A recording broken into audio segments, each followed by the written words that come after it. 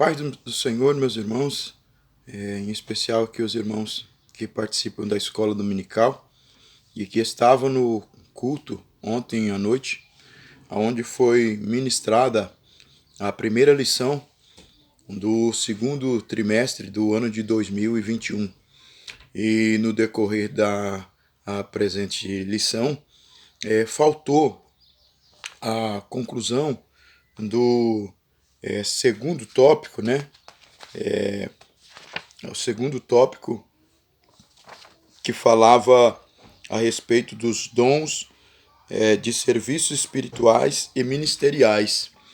Devido a essa folha aqui ter sido extraviada da onde a gente colocou, grampeou, né? Essas folhas aqui na impressão. Nós já havíamos estudado ela, porém, na hora de grampear, ela extraviou. E para que não fique inconclusiva a lição, que não cria-se um vácuo, dificultando o entendimento do objetivo da lição, eu resolvi fazer esse vídeo para concluir, então, o tópico de número 2, o segundo tópico, e a penúltima parte, a última e a penúltima parte, que se inicia no segundo tópico, onde diz assim: uma característica predominante em Corinto, segundo o comentário bíblico Beacon, não sei se os irmãos se lembram que eu disse que é Beacon, dicionário bíblico Beacon, comentário bíblico, né? Beacon, não é bacon, né? É Beacon, da CPAD, era a vida pregressa dos membros envolvidos com idolatria. Muitas manifestações espirituais na igreja lembravam a experiência, aí entra a página 7, a experiência místicas das religiões de ministérios. Das religiões de ministérios. Os coríntios precisavam ser ensinados de formas corretas sobre a existência dos dons e de sua utilização dentro do culto e fora dele.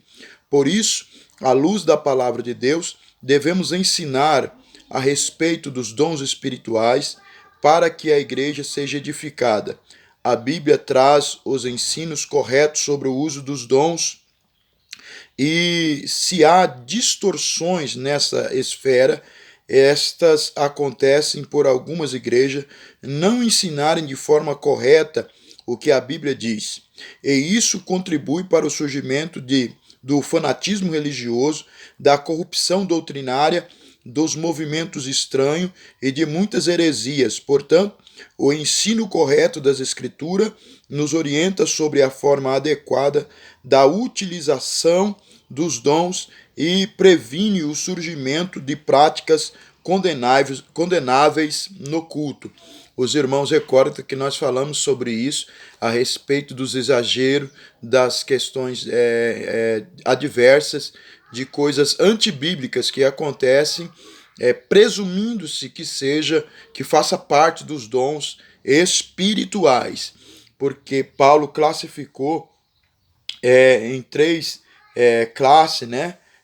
Os dons de trabalho, os dons de serviço, né? Os dons espirituais, os dons de serviço e os dons ministeriais. Ele classificou dentro dessa categoria e tratou de cada uma delas aqui no segundo tópico. Então nós falamos a respeito dos dons de serviço, né? Dons relacionados ao serviço cristão, aí depois conhecendo os dons espirituais e agora os dons ministeriais. Então essa aqui é a conclusão dos dons espirituais, que muitas coisas se espiritualizam na igreja e se espiritualizavam na igreja de Coríntios, algo que fugia do objetivo pelo qual o dom fora concedido à igreja, ou seja, os dons, a manifestação dos dons, a administração, trazia mais confusão do que edificação. Muito bem, terceiro subtópico do segundo tópico vai dizer assim, acerca dos dons ministeriais, que é muito importante a respeito disso. A epístola de Paulo aos Efésios classifica os dons ministeriais assim: apóstolos, profetas, evangelistas, pastores e doutores, Efésios capítulo 4, versículo de número 11. O propósito de o Senhor concedê-los à igreja, segundo a Bíblia, de estudo pentecostal, são, em primeiro lugar, capacitar o povo de Deus para o serviço cristão. Em segundo, promover o crescimento da igreja local. Em terceiro, desenvolver a vida espiritual dos discípulos de Jesus. Mateus está no capítulo 4 da carta de Paulo aos Efésios, capítulo 4, versículo 12 ao 16. O Senhor deu à sua igreja ministros para servi-la com o zelo e amor. Foi a referência que nós lemos ontem para a conclusão desse comentário de 1 Pedro capítulo 5, versículo 1, 2 e 3.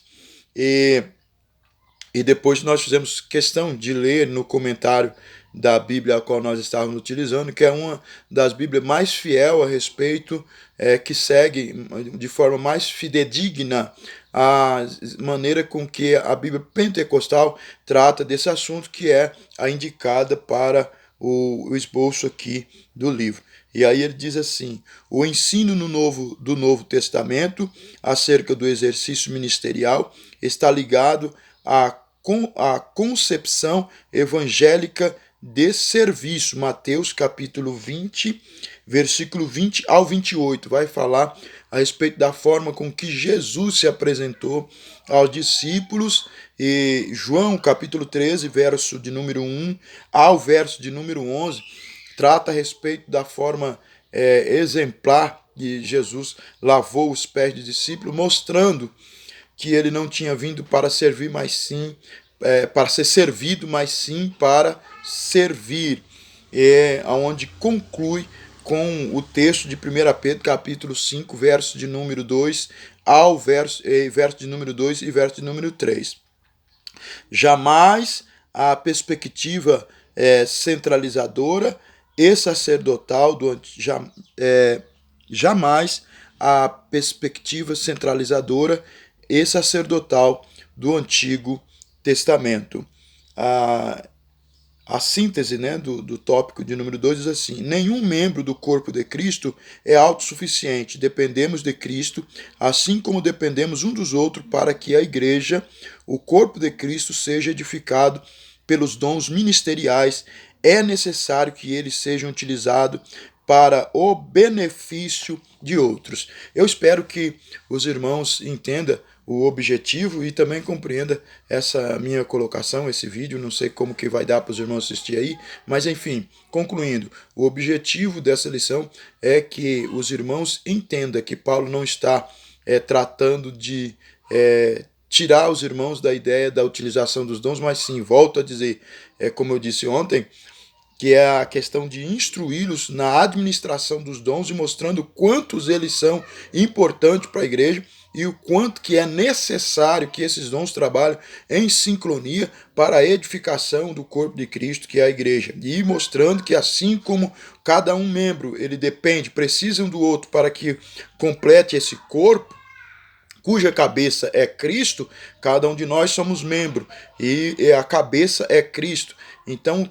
significa dizer que cada um desses dons precisa estar em sincronia um com o outro e nenhum é superior ou maior do que o outro. Mostrando também que os dons espirituais, eles estão acessíveis a todos quanto o quiserem buscar, porque Deus tem prazer em usar de nós como ferramenta no seu trabalho. Também, meus irmãos, um dos objetivos dessa lição é mostrar que na busca pelos dons mais excelentes, nós possamos alcançar muito mais do que sermos simplesmente usados ou apenas usados por Deus. Porque ser usados por Deus não é sinônimo de salvação. Ser usado por Deus não é sinônimo de que Deus está se agradando de tudo que nós estamos fazendo. É preciso ter um zelo, é preciso ter um cuidado e é preciso com muita humildade e responsabilidade. Espero que esse vídeo ajude a compreender melhor a lição no seu todo, haja visto que provavelmente no próximo domingo já temos as lições na sequência desse trimestre. Que Deus abençoe a cada professor, que Deus abençoe também a diretoria e o nosso pastor presidente.